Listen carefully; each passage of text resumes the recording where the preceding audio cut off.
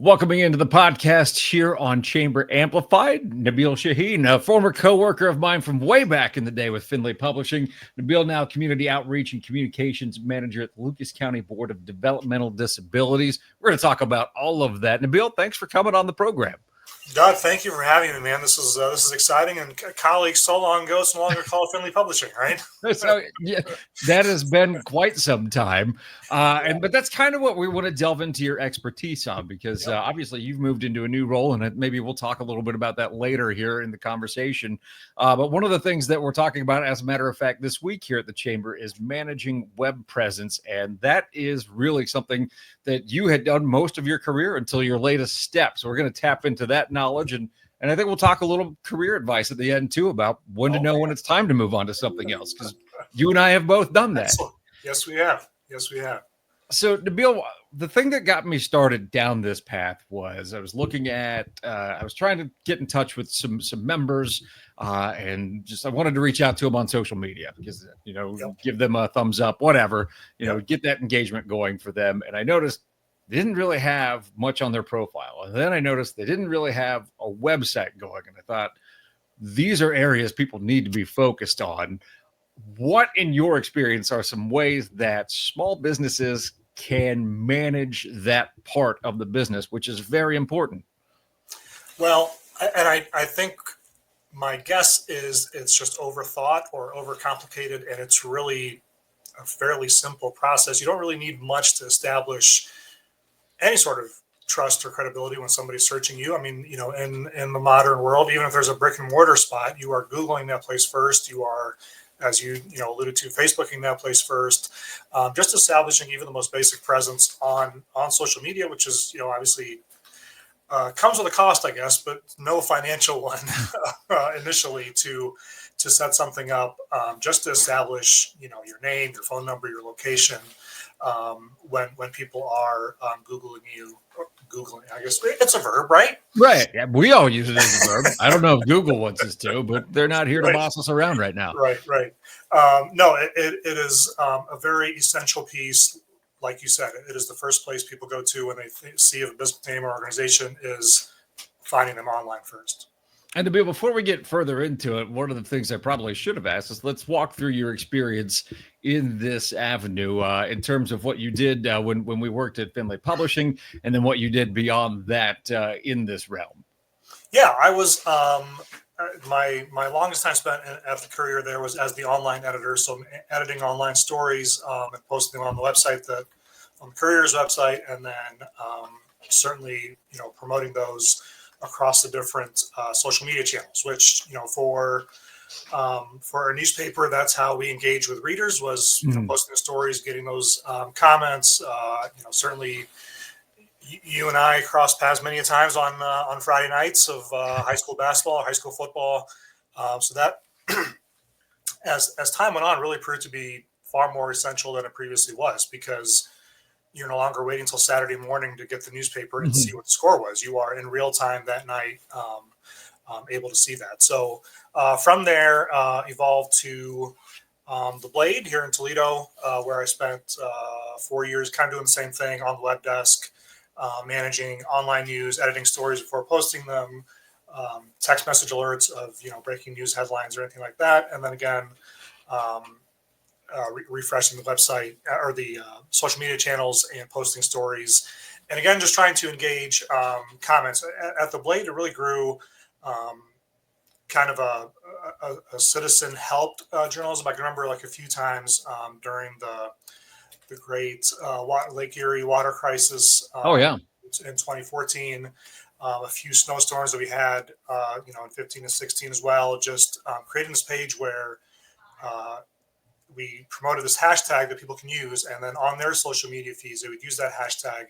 We would find those and kind of bring those to our website. And it was kind of like a citizen journalism driven type of thing. Just seeing the very entertaining things that people were doing that, we as professional journalists could not say, but was what made it very entertaining. But, and then out of that, just as the way newspapers went and the way just, my career went, I wanted to get out of newspapers, but really stay in the communication and content and writing realm. So moved into a digital marketing type of role at a local company here in Toledo that was doing national business, and that was Mhm. especially in a competitive space. So this place sold restaurant equipment. In a competitive space like that, really, that's what's separating you is how are you engaging with the customer? How are you humanizing the business, and that there are human beings here ready to take care of your needs. So evolved into that type of role. Did that at another company as well before finding this job here at the Board of DD, which has been just a perfect blend of those Mhm. old journalism roots that I had with the marketing and branding element that I had just come from as well. So I think an area where people get afraid to really develop their social media posts is managing it can be an issue because of the comments that can be left. And Yes. you, especially having run the comments and engagement for social media with the newspaper, probably know that way more than anybody else. But I think for the average business, you are not actually running into that type of negativity. In fact, the opposite is almost true. Where it's sometimes I think you can get discouraged because you're not seeing the likes and the comments Yep. on your posts. What type of mindset do you have to have when you go into it? Thick skin for sure. It is you're right. It is an echo chamber that the instantaneous likes makes you feel like you're way better than you probably are or than you think you are, and the instantaneous no engagement also is probably not as end of the world as it seems Mhm. either, particularly when you're just getting going or just building that business. Certainly a place like the Blade or the Courier or these major outlets in town that have been around forever and have that branding, whether online or through the traditional medium. The engagement and the type of people and the type of stories obviously are soliciting different kind of conversations. But I think for a local business, really it's just establishing yourself, no matter what those comments are. And a lot of times, even if it's a negative comment, really it's just how did you handle it as that business? How Mhm. did you respond to it? What does that say about you as your commitment to customer service? What does that say about you as your commitment to your own business, to making sure you're always in the best light? And I think again adds a little humanizing element that is lacking today. One of the bigger issues, I think, is that if you don't have that social media presence, if you don't have a website, even just a small website, is there's a credibility issue, but there's also, is this place open? Yep. I don't understand as much about that business that doesn't have those things going as I do about a business that just, even if they're doing like one post a week and they have just a small website, all right, there's a little bit more legitimacy to that. Whether it's true or not, that's kind of how our mind works. Yep. 100%. And I think that, I mean, even if there are no posts or you're not posting every day, just if you have something that I'm Googling your name and I can see it's a 419 area code, it's a local email, I can establish, okay, this place is legit. But furthermore, I think through Google and through Google My Business, you don't need to buy a major website platform. Just through Mm-mm. Google My Business will give you a basic website that you can set up. And through Google My Business, you can get exactly what you alluded to. I'm closed on this day. I'm closing early on this day. My hours are this. Our place of business, has these amenities that others don't, or anything like that. It takes a little bit of legwork, I think, at the beginning, but I think once those are in place, it's really going to go a long way for your visibility online, for your visibility of those that are coming to your actual store when doing some research on you on their way there, or even just finding where your store is through Google Maps or whatever GPS they're using. Yeah, and the Google My Business is a very good point because that is one, they're going to give you that tool, Mhm. and it's way more legitimate than say back when the internet first started. I'm going to have a business website and I'm going to put it on GeoCities or something like that. Uh, Way back. Angel, yeah, way back at the beginning of the internet. I've got my Angel Fire website with my Flaming Skull gifts. Back then, having that free website was probably not, it didn't lend itself to credibility for your Yep. business. But if you're working through Google, you're going to be in those search listings. Like you said, maintaining those hours, doing those types of things, one, it's great for search engine optimization. But again, I just want to focus on the credibility today. That's just a huge tool. And it takes a little bit of legwork, but from the work that we've done with some Google things here, it's not as much legwork, I think, as people think. But if you overlook it, you really, really could be hurting yourself. Oh, 100%. Obviously, everyone on earth is using Google as their search engine. And so obviously Google is going to want to promote its product. And so when you're searching that name, I'm sure, way more weight is going to be given to the Google My Business listing. Not everybody needs a podcast, obviously, although it does feel like some people that everybody has a podcast this day and age. Yes. We were talking before we started recording here, and you're doing a couple of podcasts there at the Board of Developmental Disabilities in Lucas County. We have our podcast here, obviously. At first, when we were talking about the idea of a podcast here at the Chamber, I'm like, it's probably a limited audience, but let's give it a shot. But then as we got into it, I realized that it wasn't so much about having here's a newsflash. We don't get quite as many listeners as say like a Joe Rogan or something like that. But it is information that, one, it's just out there and it's available. But two, I can, if somebody asks me, hey, I'm struggling putting together a web presence. What do I need to know? I can just send them a link to this podcast that you and I are doing. And it's another tool that we're able to provide our members. When I started thinking about it that way, I started thinking, actually, I think more people might need a podcast. I'm curious on what your thoughts about that are.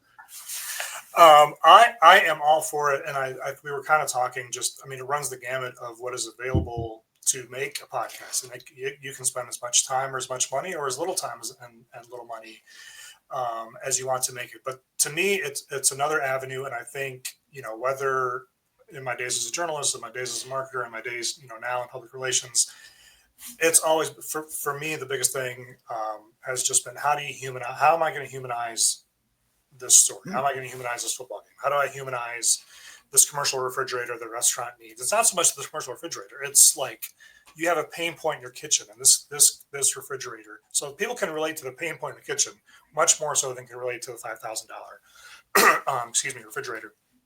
And so for us here at the board, starting this podcast, I think just government agencies in general come with their own stereotypes, if you will, of what a government agency is or a government agency does. And I think this is just big time humanizing of we are human beings. Yes, we are government workers, but we are also human beings that like to laugh and like to tell stories. And, we're not just here when you're in trouble or we're not just here for compliance.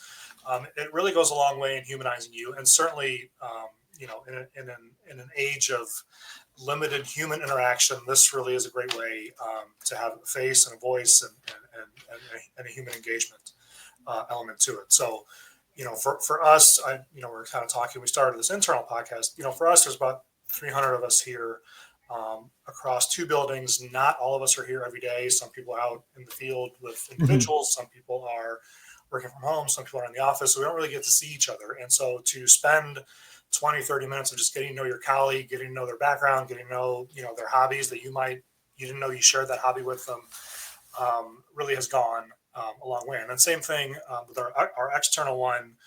We bring in different people to talk to, including, individuals with disabilities that have had successes in the community.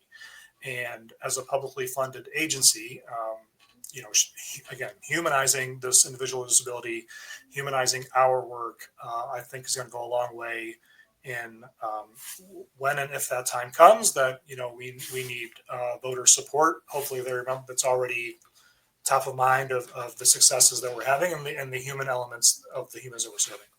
So obviously a theme keeps coming up here is humanizing things, and whether it's a government agency or whether it's I sell refrigerators or it's a restaurant, whatever it is, that seems to be a very, very important part of it. So let's get real practical here for a second. Let's say I do construction. How do I I'm building somebody a deck. And so I do light construction, maybe some handiwork, something like that. How do I take pictures of this deck project that I'm working on and make that more, how do I humanize that? How do I make that more of something that people emotionally get vested in? I would start with the before photo, or even if there's no photos available, just the story of your deck's been worn out forever. You've been talking about upgrading it forever. You've been talking about wanting one, and now it's actually become a hazard that there's, splinters in the wood, or, your kid is running out barefoot on it. Now's the time. And as the most reliable company here in town, I can guarantee you my work. I can guarantee you I'll be on time, on budget, and I can deliver you, the deck that you've always been talking about. So, and the conversation and move on to taking action with my company. Again, we've all had that conversation, right? Of how you can improve your backyard, or someday it'd be nice to sit and whatever. That's the humanizing element beyond what the product is, what type of wood it is, what type of machinery I'm using to install it. I think that's where I would start, because everybody can connect to that. I can't connect. I don't know. If I walk to a Home Depot, my eyes glaze over because I have no idea where or when or how or any of that. But I can relate with having a conversation with my wife about, boy, it'd be nice in the backyard to someday make it, like this. And you can do that for, maybe you make ball bearings. You can do that for that. Maybe you don't need to tell a humanizing story about your ball bearings every single day. But if you put a post out a week just about, hey, help this client out on this project, here's how, that type of thing, and this is how we were able to ease their pain points, just that time to make one post a week is time well spent, because again, shows that you were able to help them out. Two, it also shows, hey, we're in operation. You can see that there's a consistent pattern of putting out information here on our social media. And, Doug, we're both communications professionals, and I think this is a sensitive topic for some communications professionals, but the use of, yes, no quotes. No air quotes. We lost our hair getting to this point, so we don't need quotes anymore. No, but a huge bonus that I've initially was just made my skin crawl, and now it's like, man, there is some real potential here. Is any sort of AI technology that you can utilize just in making that post, and you can, even as simply as that, my business makes ball bearings, help me write a humanizing post about it. It will knock out. It's not going to be perfect, but it will definitely do the job of what you need, or at least give you a starting point to what your brain needs to be thinking about of how to present that case. And whether that's an actual AI software, whether that's within the Facebook element of just helping with AI or whatever. A lot of really great options out there that can really help you at least get your feet wet and get the content posted. Most definitely. And I know that I've used that a lot of times. I always tell people that AI is like, I love it at the end of a long day. I need to get some emails out. I have the thoughts in my head of what I want to be in that email, but I'm really struggling to put the email together. Right. So I just type the stream of thought into ChatGPT or Galaxy or whatever, and have it come up with the bones of it for me. I'm like, oh yeah, that's pretty close to what I wanted to say. And then make some edits and then move on. You could obviously do that pretty easily for social media. So we're running into the 17th minute of this interview. So before we go too long on it, let's talk career advice. We like to do that on the podcast as well. And you and I have both obviously made big career changes over the starting in media and ending up where we are now. What was your moment when you decided to make the change from being in that day-to-day journalism to, there's just something else I want to do, but then also being able to retain those skills that you had developed over years and years of practice? Man, that's a good question. I aim for one good question podcast. So we got there. I wish it was like an aha, in this moment, this one thought, this one thing. For me, honestly, it was just particularly, as information consumption evolved into a 24-hour, you got to be first. All of that stuff that I'm sure you went through in your previous life. For me, just having gotten married and wanting to start a family, it's like this schedule is not sustainable. The state of newspapers is not what it used to be. But I still value the written word. I still value content. I still value that humanizing piece that I had as a reporter and then as an editor of how do you humanize those stories. And so I think that was a great skill set that I knew I could take elsewhere. Just how could I package that into, like, yes, I don't have marketing experience, but I do have Mhm. how to write, how to engage with the audience, how to use the voice, how to do that kind of thing. And so, and growing up, and certainly I'm sure it is way different now, but going to college, and college newspapers and college, all the media I did for that, and then coming out, it just seemed like it was such a, like, you're going to be a print journalist for the rest of your life, and you're going to be a video journalist for the rest of your life, and you're going to be a radio Right. person for the rest of your life. Never being sold like you're gaining lifelong skills that if you can write or if you know how to communicate, like, you're going to walk into any room, into any business, and be of value to that business and that organization in some capacity. It's just, how do you package it to be able to, convince that person. So when I made that switch, like, it really did feel like I'm, betraying my past, or betraying my fellow journalists, or things like that. But you get to it, and then you realize you're doing the same thing, right? You're Yeah. trying to engage your audience, inform your audience, keep them abreast of everything happening, and everything we have to offer. And you're kind of doing the same thing, just in a slightly different way. So it was, once, like, those initial pains went away, you do realize that really you're just utilizing your gift in a different way. You were utilizing it in a newspaper, and now you're utilizing it to help tell the story of the board, to Yeah. help put on a press conference, anything like that. Well, Nabeel, I appreciate your time today. I kept you for way longer than I probably should have, but well, you and I get together and talking, and tends to be what happens. So, That's right. That's right. thank you for joining us today. A lot of good advice, and hopefully it gives people some jumping off points for maybe how they can better manage their web presence moving forward. Appreciate the opportunity to be here, Doug, and catch up with you again, and hopefully your audience gains something from my ramblings here.